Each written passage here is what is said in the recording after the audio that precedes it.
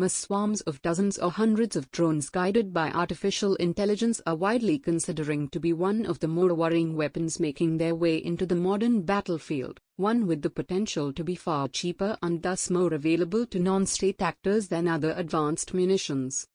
The world saw a taste of that emerging military technology, albeit a limited one, in May during the 11-day conflict between Israel and terror groups in Gaza, when the Israel Defense Forces used flocks of drones over the Strip to spot rocket launches by Hamas and attack those sites in what appears to be one of the first significant, publicly acknowledged real-world use of the concept. The military's use of drones in this way was initially kept classified during the fighting, but has since been permitted to be published in part. During the fighting, the IDF struggled to prevent the Hamas and Palestinian Islamic Jihad terror groups from launching rockets and mortar shells into Israel. By the end of the conflict, over 4,000 projectiles were fired from the Gaza Strip, killing several people in Israel, injuring scores more and regularly sending hundreds of thousands of Israelis to bomb shelters for nearly 2 weeks.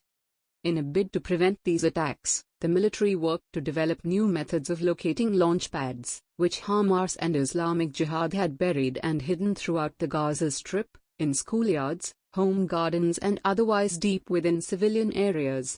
For the first time, the IDF's artificial intelligence capabilities were brought to bear on the issue, helping human analysts interpret a vast amount of satellite and aerial surveillance imagery to locate the launch pads, some of which were built to be used multiple times. This led Israeli military intelligence to declare the Gaza campaign the world's first AI war. In one use of artificial intelligence, the Israeli military deployed small flocks of quadcopter drones over the southern Gaza Strip with each device monitoring a specific patch of land, the Times of Israel learned at the time. When a rocket or mortar launch was detected, other armed aircraft or ground-based units attacked the source of the fire. According to the Wella news site, the drone swarms were used dozens of times during the fighting by an until now classified company of the Paratroopers Brigade, based on concepts developed by the IDF's experimental Ghost unit, which is tasked with trying out and creating new tactics and fighting styles for the military. After a year of preparation and exercises, the situation came and the aerial detection system is able to find the enemy and destroy it and bring the operational achievement we are looking for, the company commander, who for security reasons can only be identified by his rank and first Hebrew initial, Major Mame, told the outlet. We conducted more than 30 sorties with the drone swarms, which collected precise intelligence and assisted other drones to carry out attacks on the targets, he said.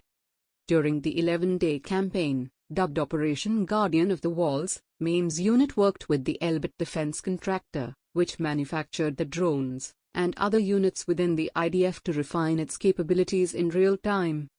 According to Mame, while the first use of his unit was in Gaza, that was more of a trial run for the real threat they are preparing for, Hezbollah in Lebanon, which is considered a far more powerful foe than Hamas.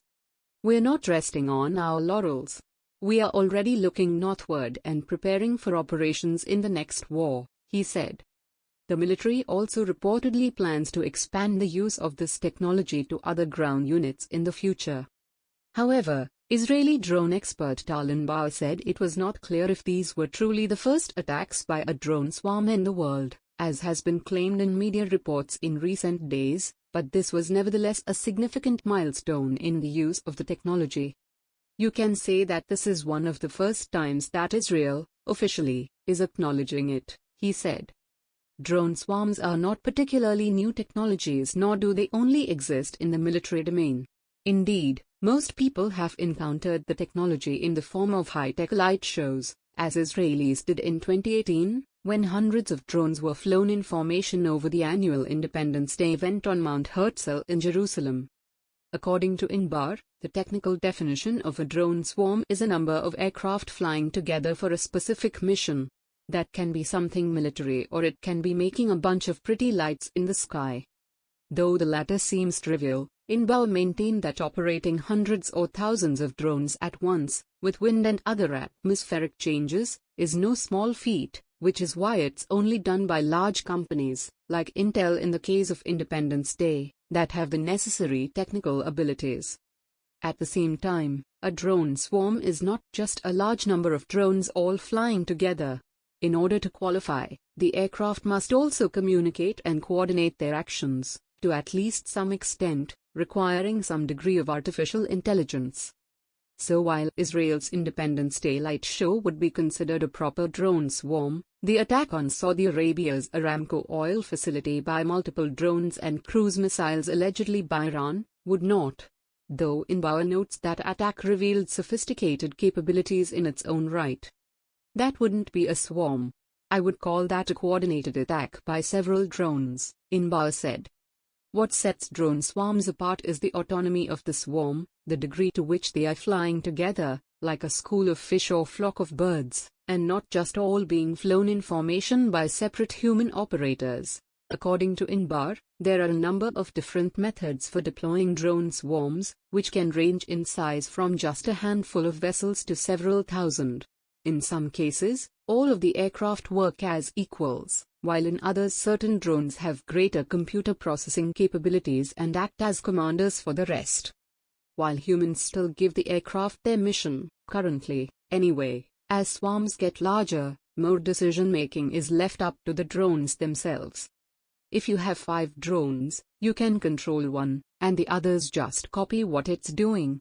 That's one level, a lower level of capabilities, Inbauer said. But when you have a bigger swarm, how they carry out their mission, you or I as operators don't necessarily know or control in real time. Say you have 50 aircraft in the air, one of the smarter ones can decide to send 5 of them to a certain street and another 5 to another place or to fly in a certain formation, he said.